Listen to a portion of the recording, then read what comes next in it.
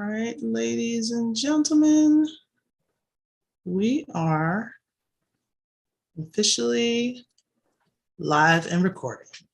All right. Hello. This is Audrey Gibson from ACG Math Tutoring and also Academics for Athletes. I know you probably like, Audrey, we kind of see a little bit of something, but hey, just want to say thank you so much for taking this time. I know you're probably in front of so many different screens right now, watching a lot of basketball, getting all like cheering here, cheering there. Sometimes you might even be in the gym right now, cheering your kids on their championship games, because there's some that has been going on this past week and weekend. So, but we wanted to really just take the time out, not only for Women's Day. I was kind of trying to represent my little shirt here, as I kind of go off screen a little bit, but just to try to celebrate Women's Day. You know, yesterday was International Women's Day, and we're all just trying to progress and represent ourselves. But we really want to talk about those athletes, how to raise, or just raising a female athlete. This is such a specialness about us because there's so many different things that does kind of play into it. Like, look at our emotional, look at our physical being. Like, yes, we go out and we compete. I know when I played originally, I used to play against the guys all the time, and I always had to represent myself each and every time because they never want to have the girl on their squad. I was always the last picked. But guess what? When I played, they're like, oh, we're going to remember you next time. Of course you are, because that's what I do. So I really just wanted to bring in like a great panel of people. And there's one other person that's coming, and hopefully will be coming a little bit later. But if not, we'll just keep it moving. But I really wanted to get a great panel of people just to answer some of those questions that some of you guys have been posting on Facebook, or even just some of the things that you were very curious about. What is it and why is it so special about raising a female athlete? So who I have for today, I have Miss LaShawn G. She's a coach, a speaker of like LG, and it took me a while for me to really understand the LG because her first name begins with an L. Right? It was so genius. I'm like, oh, okay. She is also an author of Jump That Counts. So make sure you check out that book. And she was an All-American and also a Hall of Famer for track. Featured in many podcasts, like as being the model. And her philosophy is basically teaching female athletes to increase their focus and activate their discipline muscles so they can navigate academics, athletics, and life after sports.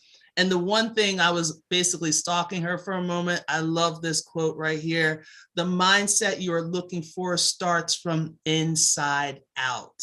So I would like to introduce to you Miss LaShawn G. And also with us, we have Miss Sheila Weaver.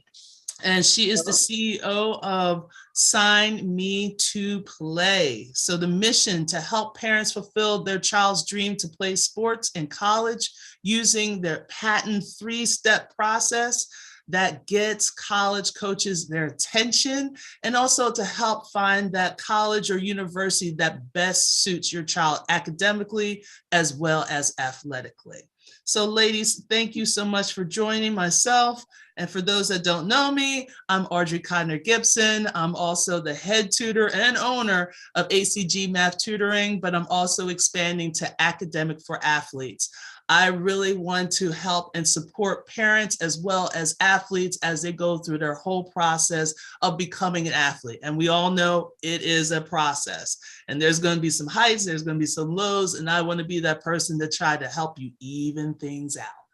So ladies, thank you so much for being here. Thank you. Just to start off, anyone can stop in. I'm not all like, oh, you have to answer. But I really want to hit on that first question. So a lot of people said, how can athletes better advocate for themselves? Like, it seems like we don't really advocate for ourselves that much. And it's like, how can we, and as well, if you want to add into your businesses and what exactly you do, how can especially female athletes advocate for themselves? Anyone can jump in. Well, I guess I'll start and just really come from the mindset standpoint. You know, mental health is a very, very blatant thing nowadays, right? Within sports. I believe we talked about it a little bit. It was very much so taboo though in the past, and especially with among female athletes. You know, there's stigmas attached to female athletes. There's, you know, positive and negative. You know, there are so many things that mentally we deal with and we don't talk about.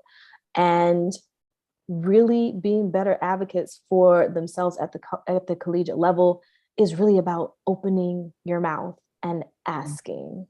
You have to start with one, figuring out what you really want. What is the experience you want to have as a student athlete at the institution you're going to be at for the next 4 years?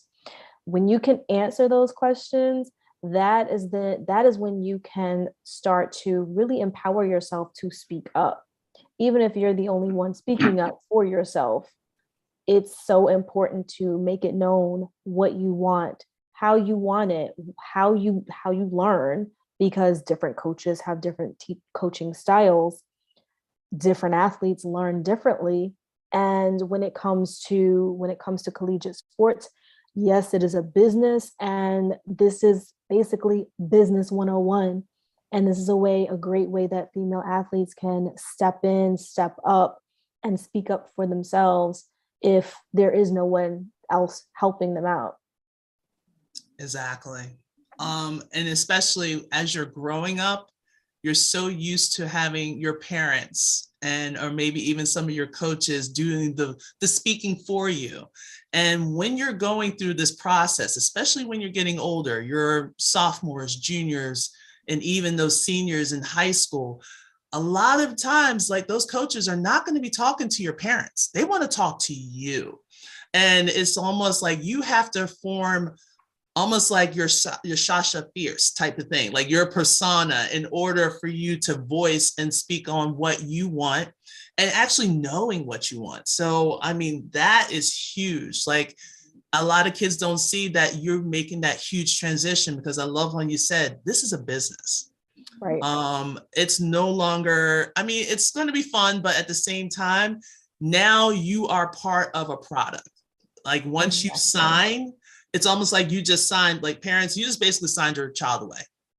Like, if you want to put it so bluntly, this is how we're going to be blunt without me cursing. You're signing your child away. And Right. coaches are going after your kids, and they're going after their abilities. So maybe that's one thing that needs to be taught, and not so much in the classroom like teachers, but need to be taught at home, how to speak and understand what you're saying and what you're hearing. And that's one thing that I speak about when I do speak to secondary schools, when I go to high schools and I talk to student athletes. When I was coaching track and field and I had my middle school, high school teams, you know, I taught them, you have to tell me what you need. You have to tell me if something is going on, whether it's internally, whether it's at home, whether it's at school. I need to know, and I need you to have the courage to speak up.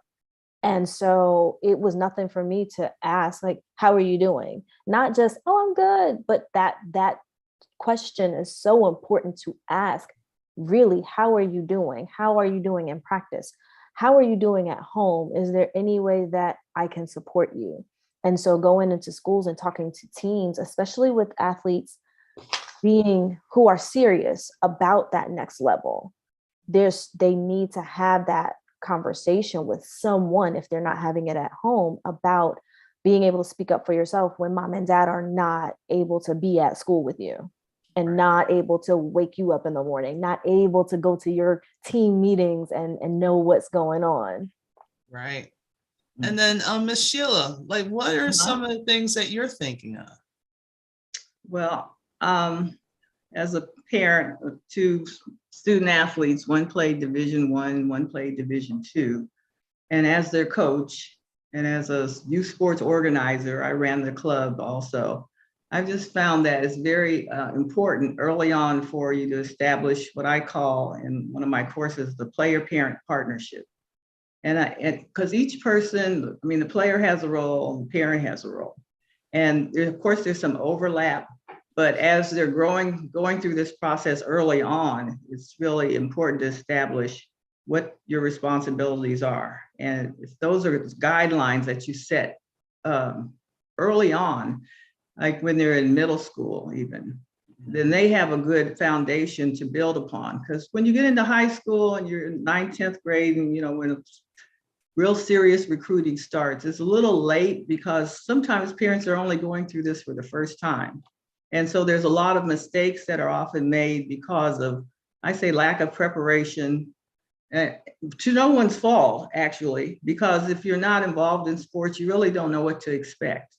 And so what we're trying to do early on is to establish what the expectations are and how do you handle different situations.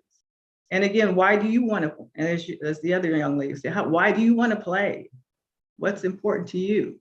It's just not the parent, the parent may be like, I want to get her in this sport. And they may not even tell you which sport you're going to get into. They just like put you in, we're going to go to track, Right. Get out there, start running, just stuff like that happens all the time. So we have to really want to listen as a parent, and not only from your kids, but also from others. But then after you do listen, you have to have that ability to kind of take some things with a grain of salt and do a little research on your own and do some fact finding, because that's kind of, that's what it's all about. You can't always rely on one person. Exactly. And everyone always rely on the coaches. And that's the hard part, because the coaches are worrying about winning. They're getting their strategies together, they're getting their situation together, and that doesn't matter at what level. They're all trying to win, So when it comes down to it, when it came to the recruiting process, like you brought on, a lot of kids got to realize where do you want to go? What do you want to do? Some of them like to do all 3 sports. They're like fall, winter, and spring. And sometimes they have to make a decision, because some places you won't be able to be like a dual sport person. And you have to make that decision of where you want to go. But you made a great point that you have to make your research. You have to do your research. You can't rely on other people. Like, you can go to these big businesses that's all they do is recruiting. And they're going to treat you like a number. Or unless you're kind enough to get a good coach there that can support you.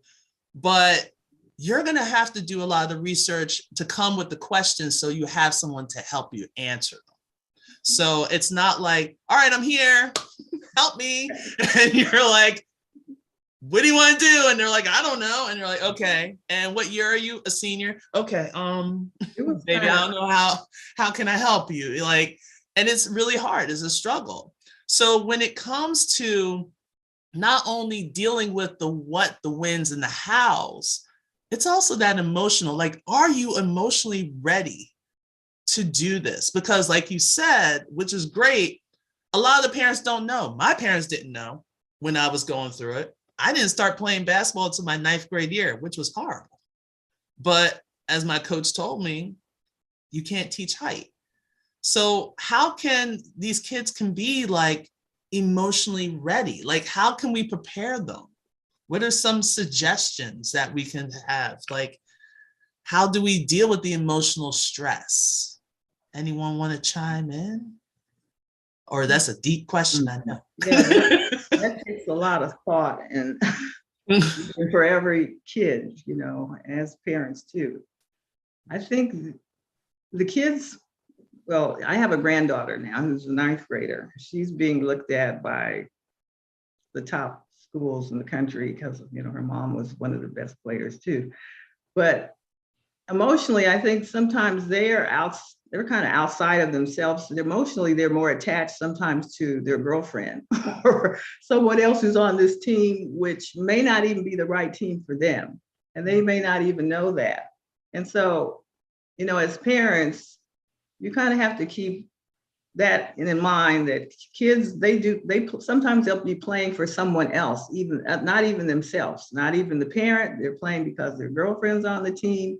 And so you kind of have to like be, I guess, thoughtful, but trying to explain that, you know, everyone's got different skill levels, and we have to really assess what is it that you want to do with sports? What kind of career, if that's going to be your career, how is sports going to enable you to, you know, fulfill those ambitions through sports or some other career? You know, if you want to be a doctor, so then maybe you have to look at different programs that are going to allow you opportunity to take the courses that you need, which may not be offered during the summer or during the time, and that it lengthens the amount of time you're at the college. There's so many variables that you have to know. So this whole idea of assessment, I think early on is what I like to do with families and with the students, to kind of get a feel for where they are, and then we try to take them where they dream to be. That's kind of my slogan for it, because everyone's coming in at a different place. So we meet you where you are and take you where you dream to be. So I agree. I think it's so important to assess a young woman's emotional capacity, where she is. You know, again, she could be challenged with peer pressure. She could be challenged with boyfriends, girlfriends, you know, family, you know, issues. And she's just trying to get in where she fits in. She's just doing this because it keeps the peace, or she's doing it because maybe she really wants to do it. And really figuring that out from an early age is so important. I mean, I didn't do organized sports. I didn't participate in organized sports as a young kid. I started running track in the 8th grade. And I think for me, I mean, I played a lot. I was very active before I actually started sports. Now it's a business when you're 5. You know, sports is a business when you're 5 years old. I go to some, a lot of these age group meets, and kids are plastered across the screen, with their time and, the flashing lights. So it's a little different than when, say, we were athletes.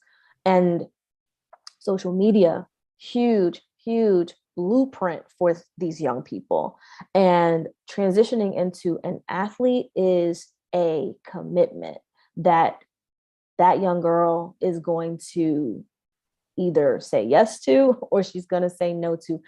That middle ground is going to be hard. It's going to be a challenge for her, because as I'm not a parent, but as a coach, as someone, as a parent who wants to see their child succeed, really having them succeed in what they want to do is important, and listening to them, because if they actually want to compete, say, for this season, because they just want to try it out, leaving that door open for them, let them commit to the season, but leaving that door open instead of trying to force something upon a child, it can be detrimental if you're not careful, because then they're going to look, that's going to follow them into their adulthood, and it's going to show up in other areas of their life. So having them leave that door open for what's next. Again, I speak on, transitioning into life after sports. Transitioning into life after sports is not just for student athletes who are graduating and going into adulthood.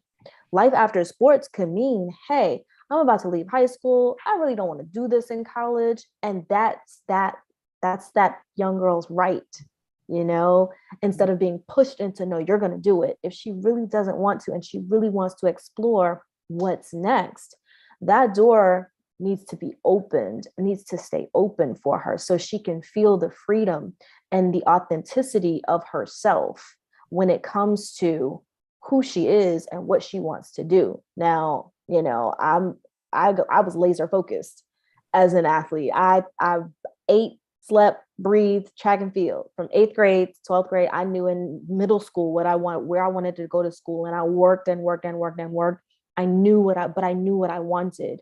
And my parents also allowed me to flourish in that. And if at any time I changed my mind, I know that they would have been open to me changing my mind. Mm-hmm. We get to instill that same openness into parents now, Mm-hmm. about leaving the door open for these young women to be themselves authentically, even if that means I'm going to be this athlete for this amount of time. And then after that, I get to do something else. I get to see what else is out there, because now my mindset is open to, hey, there's more to my life than just, this court, that track, that field, and that's so important. It's so important because we live this much of our lives as actual competing athletes. We live this much of our lives as the people we're going to be. Right. Right. Because that's just talking to so many different people throughout Facebook groups and all that. And like one of the things that was very interesting to me is like ice hockey. And a lot of people say, oh yeah, my child was on the ice at the age of 2. And I'm like, dang, like, did you just give birth to the child? Be like, all right, boom, go skate. But then you think about it, and like, as us as like former athletes, when you get your kids, you're like, oh, I just want them to love the sport that I loved. But then when you mention that one thing, giving them choice, and we all know kids are not very good at making the decision, because one minute they want ice cream and next minute they want pizza, and you're like, make a choice. But for the most part, by being open and being supportive, because you never know what sport they're going to gravitate to or what activity they're going to gravitate to, because they want to try different things. And one thing that you mentioned, go for a whole season. Don't let them quit mid-year, or don't let them quit after the first week. You're going to dedicate yourself for a full season. See if you like it. If not, let's see what else is out there. Because there was some parents that are like, look, basketball at that time, depending on where they were, it was probably cheaper for them to maintain. You just get a ball, get us an outdoor court, go. But now it's like, as you're saying, both of you guys are saying, it's a business. Right. And a friend of mine, his son went to one of those elite basketball tournaments that was going on this weekend. I think his son is like 6 years old, which I'm like, elite basketball. Yeah, welcome to my world. And he was like, they were out there, they were playing. And he was like, I was just talking to some of the parents because he wasn't an athlete. So for the most part, like, he's really into music and so forth. And then when he was talking to other parents, they're like, oh, so, what's it like being on travel teams and all that? They're like, oh yeah, I dropped like 30 grand last year for this. And oh yeah, I dropped like 15 grand for this. And he was like, whoa. And I told him, like, yeah, this is a business. And that alone brings emotional strain. It may not be visible, but that is emotional strain and stress on that child. Yes. That's a lot of stress on that child, and helping them navigate through that by giving them choice. It's your choice to spend 15 grand, 30 grand to see this student athlete's season through.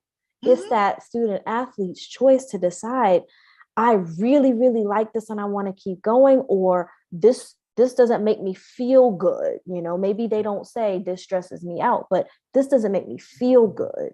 Looking for those, just context clues, just context clues as it pertains to how they are feeling while they're participating in that sport.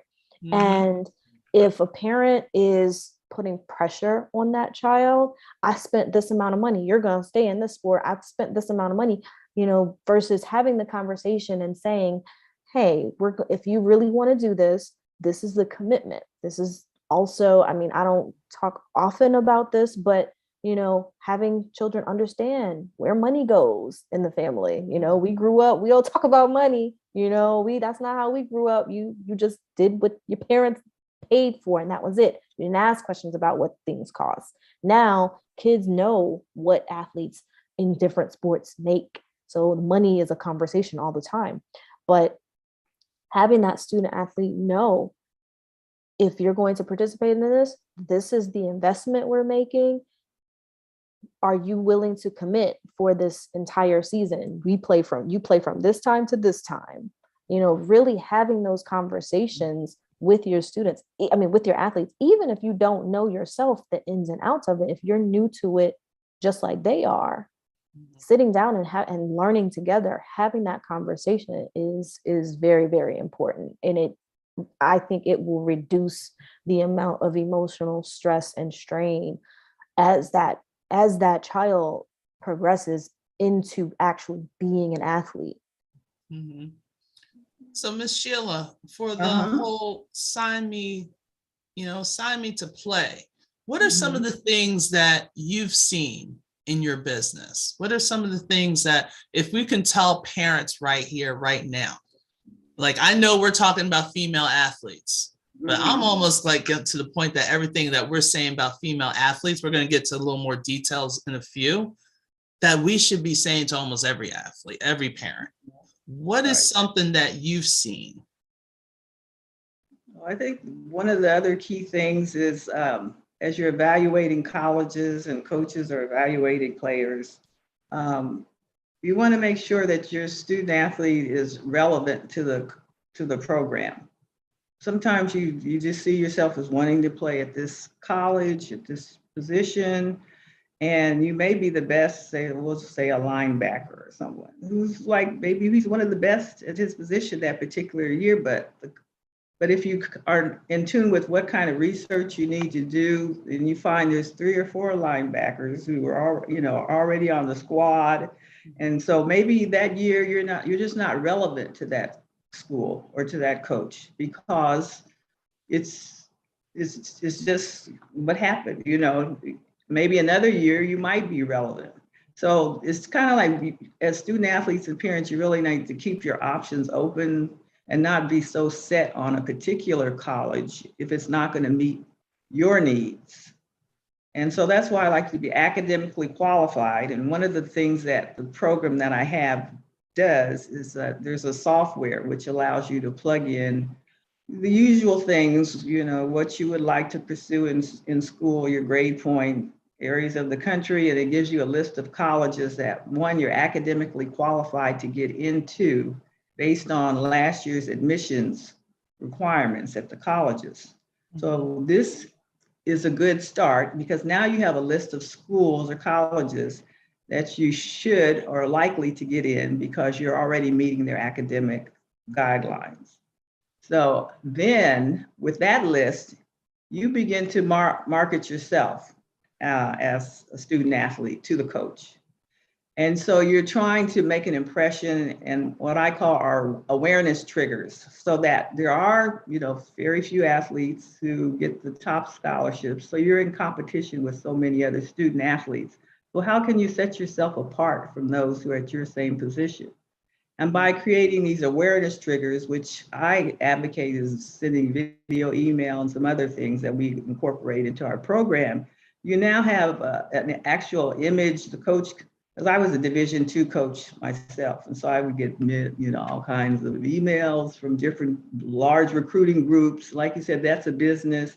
I remember when there weren't these ecosystems of all the colleges. I mean, the coach, you got the when you're going to a tournament, you got this group that's signing everybody up. Then you got this other group coming in who's going to talk to them about athletic scholarships. But they're all, it's a network, so this whole ecosystem thing.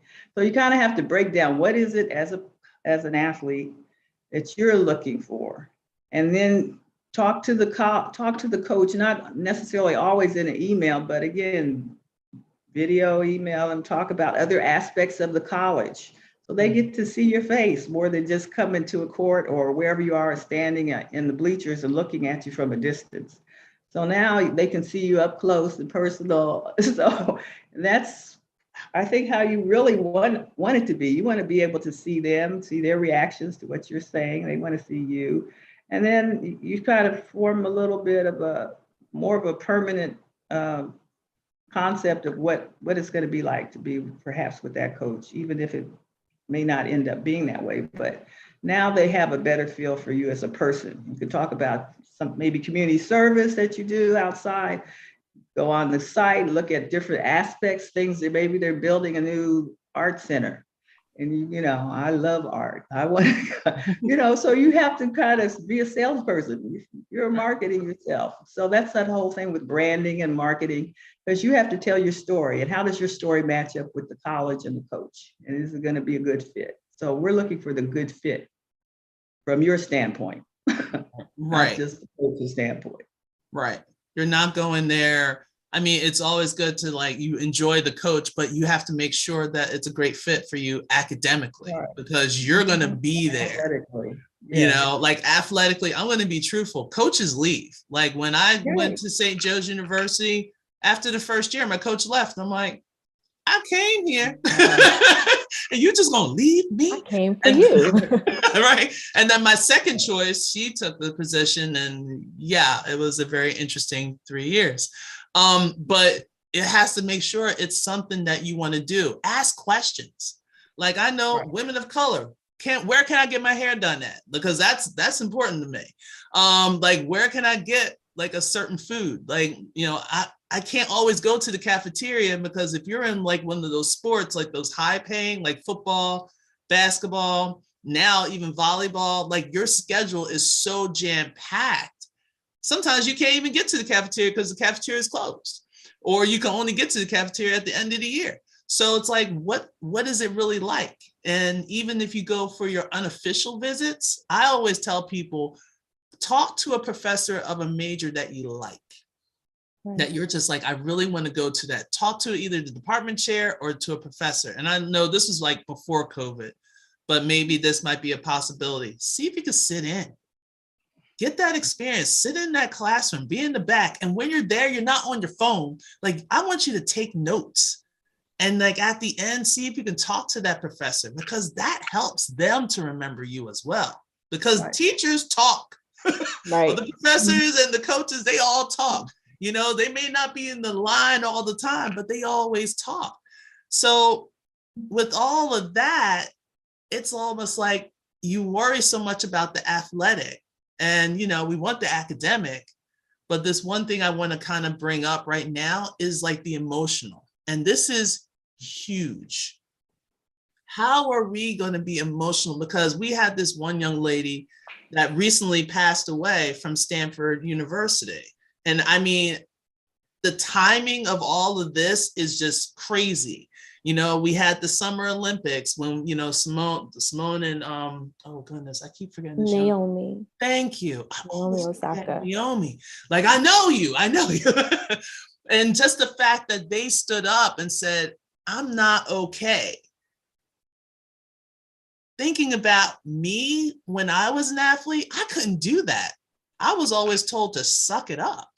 There wasn't that mention of mental health. There wasn't that discussion. We had a sports psychiatrist, but we never spoke to the sports psychiatrist because, they'll probably be the biggest snitches of anything. So no one ever talked to them. So when you're in a room filled with people that supposedly love you, appreciate you, you still feel alone. And it's almost how can we kind of help with that emotional? How can we reach out? Because I really think that this development happens before that young lady was even in college. It's the stress, we've all mentioned, all three of us mentioned the stress of going through this process. This is a business. So how can we help the student athlete, especially female student athletes? Because I'm not saying the males don't go through it, but it seems like the women go through it a lot more than the males, because we still have to uphold our girlish or our womanly duties. We still have to uphold a certain persona of what a woman is. But at the same time, when we go on our court, on the track, on the field, whatever, we got to be a beast. We got to be beast mode when we're out there.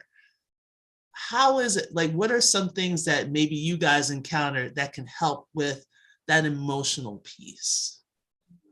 I think it's important to have camaraderie, create camaraderie, cultivate camaraderie among your team as the coach of your team, as the athlete, because if there are athletes that are going to be watching this, it's important to gel with your team.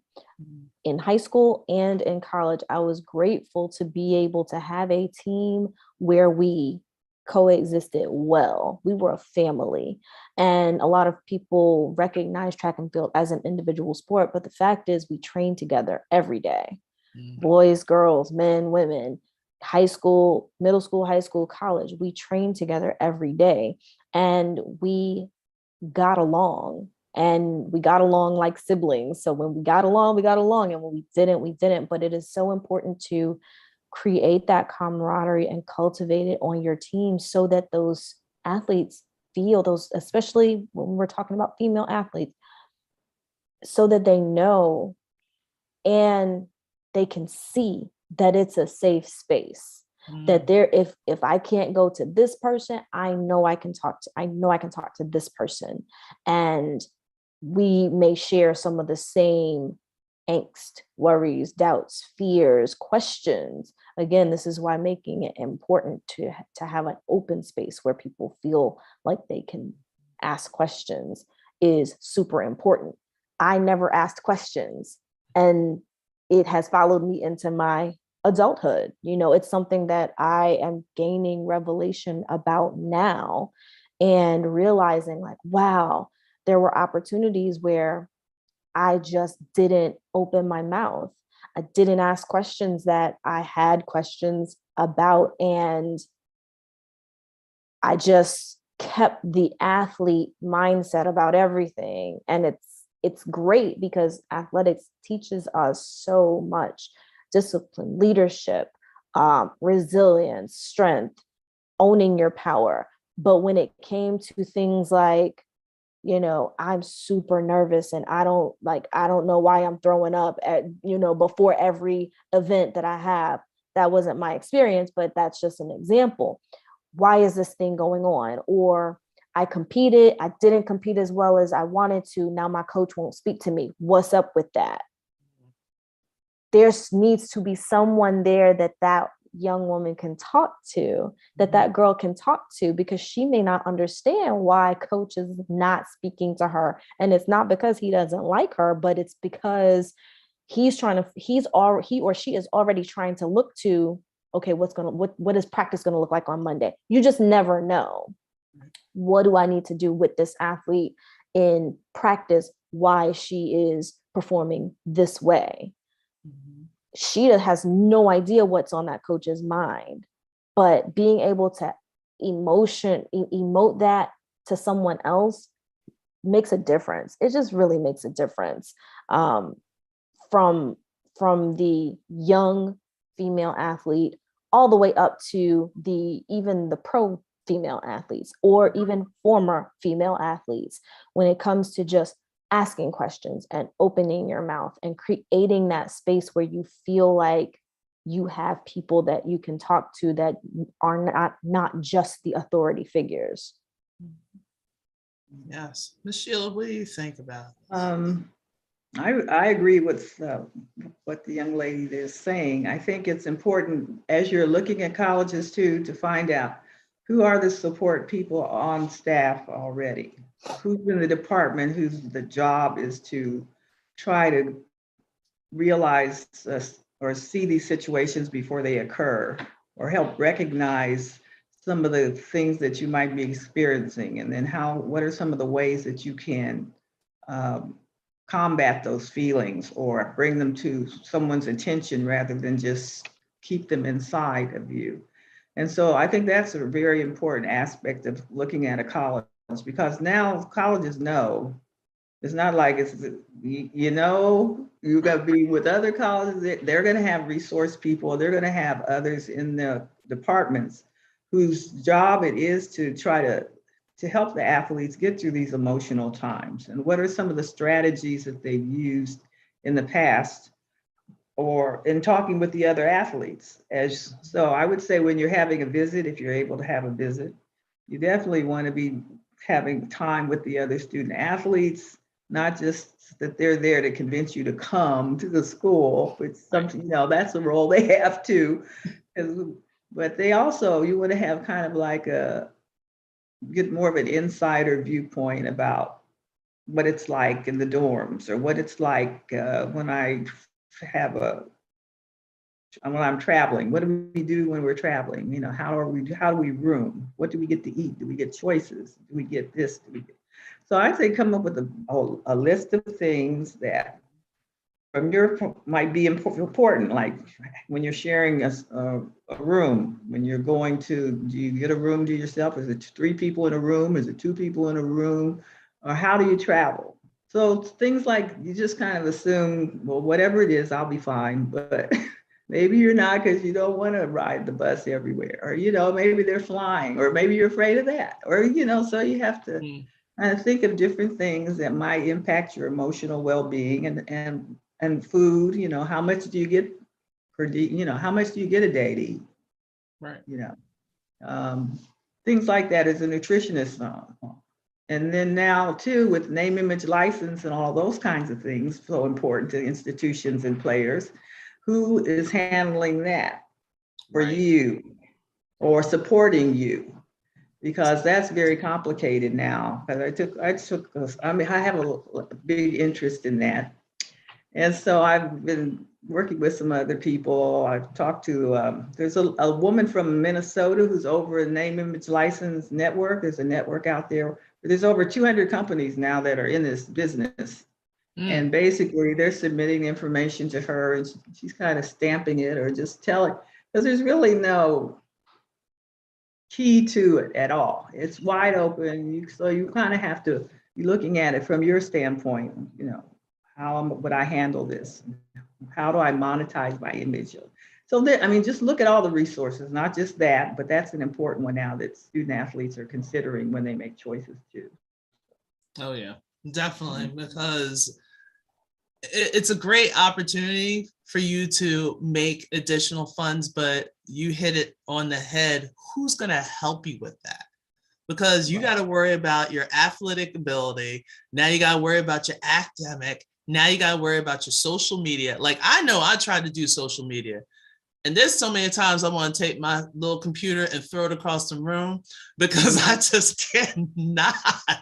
Facebook, Instagram. I'm like, now I understood when I was in the classroom. I used to be a classroom teacher, and I understand why these kids were always on the phone. It is a process. And like, now you have to worry about that. And that's why I wished before they did this, like, okay, we want them to make money, but you're taking a kid that never really held more than $1,000 in their hand or $100 in their hand. Now all of a sudden you got people throwing them millions, and they're just like, oh, okay, I got money, so I'm going to buy you this and buy you that. And they don't realize that eventually that money is going to run out. And it's great that you have that contract, but at the same time, it would be nice if the NCAA kind of opened up checking accounts for all the kids and say, all right, 20% is going to you, have fun, that's your thing, but 80% is going into this account, because when you graduate, now you don't have to go back living to your mama's house. We love you when you leave to come to visit, but we don't want you to come running in and running out, and you don't want that when you graduate. But now you don't have anything. And then you're wondering, what is my next step? And it just seems like it's just a whole big ordeal. But you're right. There isn't any kind of organization with it. It's just, all right, we're going to give you money. Who's the best player? And you don't think that this is going to cause a rift? One player is, and then here's another thing. Women athletes aren't going to see all that much money. Right. We're not going to get that much. If we get 50K, that will be like, woo. But then here's that equality. We need to talk about that. Right. I remember going to school, they did the men's locker room, and I'm like, ooh, this is nice, you know? I better not say it like that, because I know Tiffany Haddish will be coming after me. Girl, I ain't got no money. So, but then you go to the women's locker room, you're like, okay, there's 3 showers, and one of them works, and there's 12 players, and we all have to get ready because we all have to run to our classes because practice went over late. And yeah, or you go into the locker room or the weight room. you're like, okay, I'm a type of person, I like to lift a lot of weights. I love lifting. These little 10-pound weights ain't gonna do anything for me.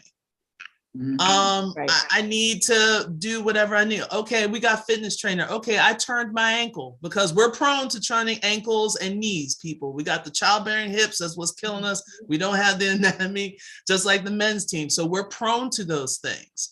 But when all of a sudden the men's team, when they get hurt, it's like, oh, okay, women's team, here's some ice. Go away. Tape yourself. And you're like, what? So when do we ever see, and I know the answer, but I just want to put it out there. When do you think we're ever going to see the equality? Like, we're seeing people, we're putting the NCAA, there's lawsuits coming out, there's lawsuits with the US women's soccer team. When are we going to ever see this happen? When is this going to happen? Do you think it's going to happen in our lifetime, or are we just going to have to hope and pray for the next couple generations?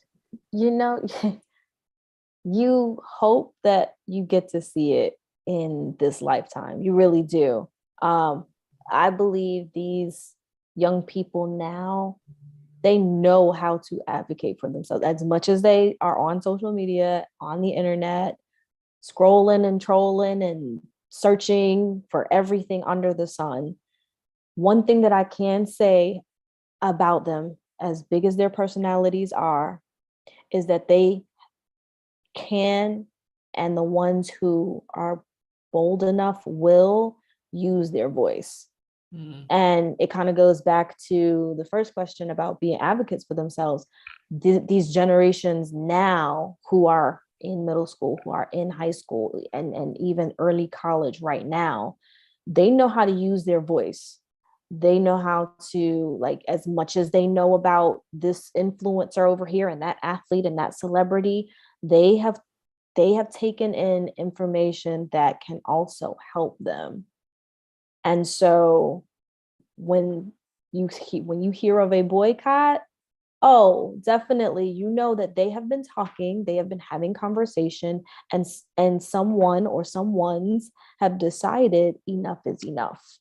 So the more that speaking out happens, we saw it. What was it, last basketball season with the NCAA championships? Yep. We saw it. That was a little glimpse of, all right, we're making it. We're moving into the right direction. Let that happen every year. Let that happen in every sport, because, we got to look at now, just the hierarchy of just the sports from different institutions and in different divisions. What this team gets versus what this team gets, what that sport gets versus what that sport gets. And then it goes into, all right, what do the men's teams get? What do the women's teams get? So there's a hierarchy in it all. And what is going to create that change is when people speak up, when women speak up and say, hey, this is not cool. Or, you know what? I'm not going to play for X amount. I will play for this amount. And again, that's about stepping into your authentic self. That's how getting to know yourself and getting to know your worth and what you are capable of creating and the power that you already possess. It's literally what I teach throughout my whole course. And when I go to speaking engagements, what I speak on. Seizing the day, Carpe Diem is the program that I teach. When you seize the day, that means you're taking advantage of all of you and your greatness. You're owning all of your authenticity, and you're able to now speak up for yourself because you know who you are. You know what you want. You know what you don't want. And you can say that boldly, and you can say it courageously. And as one of my best friends, she speaks on courage. With owning your courage and being courageous, there's going to be some risk. So you have to understand the risk. And when you understand the risk, you can take continuous ownership, on your courage, and take action on the things that matter to you. Yes. Definitely. Miss Sheila, I think you wanted to say, add. No, I just think institutions they have to listen more than they ever have before because of social media and the press and just complaints that damage their image and which damages their ability to get athletes to come to their institutions. So they're competing on another level. I mean, the athletes are competing on the field or on the gym, and then and now it's puts more pressure on the institutions to compete to get those athletes so that they are in a comfortable environment where they will emotionally have the resources and the people there who can serve their needs as opposed to serving the institution first, because in the end, it's going to serve everyone. Mm-hmm. So I think that's what's really been very important about what's going on now and the ability for institutions to take a good look at themselves and know that they want to do what's best for the student athlete, which would in turn will be best for the sport and the college. So I think it's a real awakening that's taking place, and it's going to be good for everyone. It's not going to damage anyone. It's going to be incentives for schools to do more, to keep their athletes there, find ways that they can monetize their abilities to keep them on campus, so they won't want to go pro too early or whenever they decide, or switch colleges because they're not happy. So we're building one big happy family right now, hopefully, that they want to stay. Yeah. That's awesome. I mean, and the one other thing that one person did mention and they wanted to bring up, because we say all, like it's an effect for all. Also for like those athletes of transgender, because now it's starting to be a slight increase, not a major increase, but it's starting to grow where you have transgender athletes, like say males that are transitioning to females, and they're competing against other females. And some parents are like, I don't think that's fair because you are of a different anatomy, or you're stronger and you're faster. And I think LaShawn and myself kind of mentioned it, like we played against, like you ran with men and females, like males and females when you were in college, like we were all together, we played. For me, I played against the guys, and that really helped me to be a stronger post player because I played against. And I'm not sure how, because I did say I would mention this during the thing, because I'm like, I'm all about, if you want to play the sport, play the sport. If you feel that male, female, whatever your gender is, that's all, whatever you identify, that's all. But if you want to compete, just compete. If you go on that track, you go on that court, you go on that field, and you give it your all, guess what? You give it your all. And if you're worried about coaches wondering, oh, can you compete? They're not, they were looking at you. They're looking at your ability. They're looking at your personality. They're looking at, are you going to be a good fit with my program? In a way, I want to say openly, which I'm hoping that she's listening, it really doesn't matter. And for me, it doesn't matter, because I want someone that's going to want to challenge me because I want to get better. And I don't care if you're male, female, Black, white, Asian, whatever. I just want you to be a person that's going to challenge me. And I'm going to be like, all right, I want to beat you one day. That's just how I see it. Like, I want to catch up to you. Oh, you scored 20 on me. I want to score 22. And it will be nice and easy. So that's always my challenge. So when it comes to, as I mentioned, to the whole transgender, to me personally, it doesn't matter. As long as the ball's still orange, the hoop is still orange, let's go. Let's see what we got. Yeah, if I'm honest, when this first came to light and it started to be any type of conversation, not even like a main topic of conversation, but just when it came up, I was very conflicted, because it's like, well, genetically it's different. And, I had my thoughts about it. And so I tried to look at both sides of it. As time has gone on, I I think about it and I say, well, what's the difference between someone who trains extra hard and competes to their capacity and someone who doesn't? Like, the one who trains the most is going to win. The one who doesn't train as much as they should is not going to fare as well in their sport.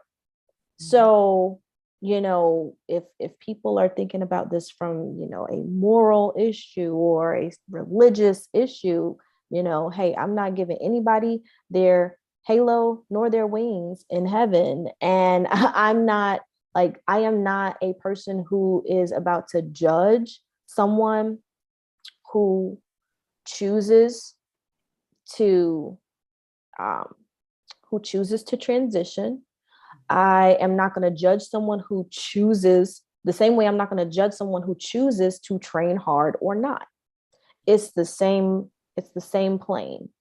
And if that person has a desire to compete and be loyal to their team and be a team player and support their teammates and honor their coach's commitment, those are the things I'm looking for as a coach. Those are the things I'm looking for as a team, as an athlete who is going to be on a team. Are you going to fulfill those things? Because if it becomes simply about the transgender title, then we're not talking about the sport anymore. Exactly. All right, Miss Sheila, would you like to add on, or are you okay? No, I was just thinking, because I'm a lot older than you all. So I'm thinking about, a few years ago, I was working at a school and I was doing before and after care. And it was just the interesting dynamics just to see how parents who are really supporting kids 5, 6 years old who are coming in with capes on and wanting to sing, and so it's so a lot different.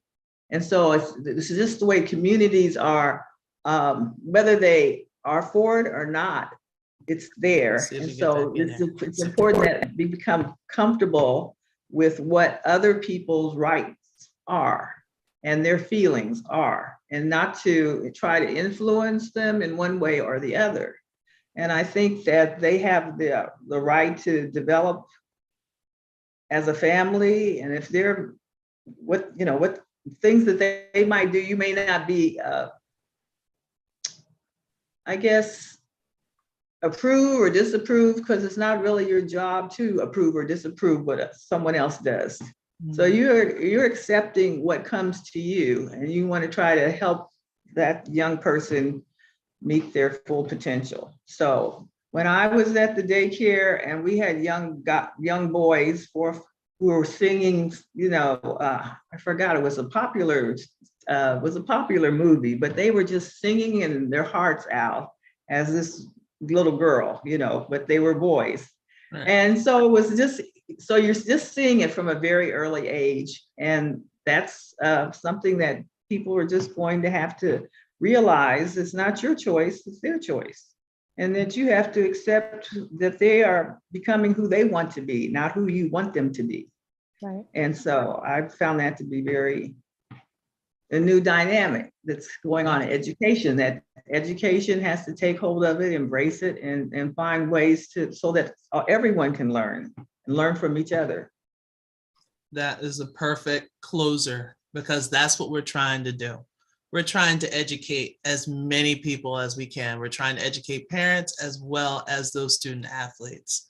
So I will have to say this is going to have to be a closure, but this was amazing. I know an hour just went by so quickly. You just never know. It just flew by. But of course, we're all going to pass out after this. But anyway, thank you so much for just tuning in. I think Benjamin, he was here for a little bit, and a couple of people just kind of passed in and passed out. And I greatly appreciate you just stopping by, and hopefully you got something from this. And of course, there will be a replay. I'm going to try to put that on sometime tomorrow.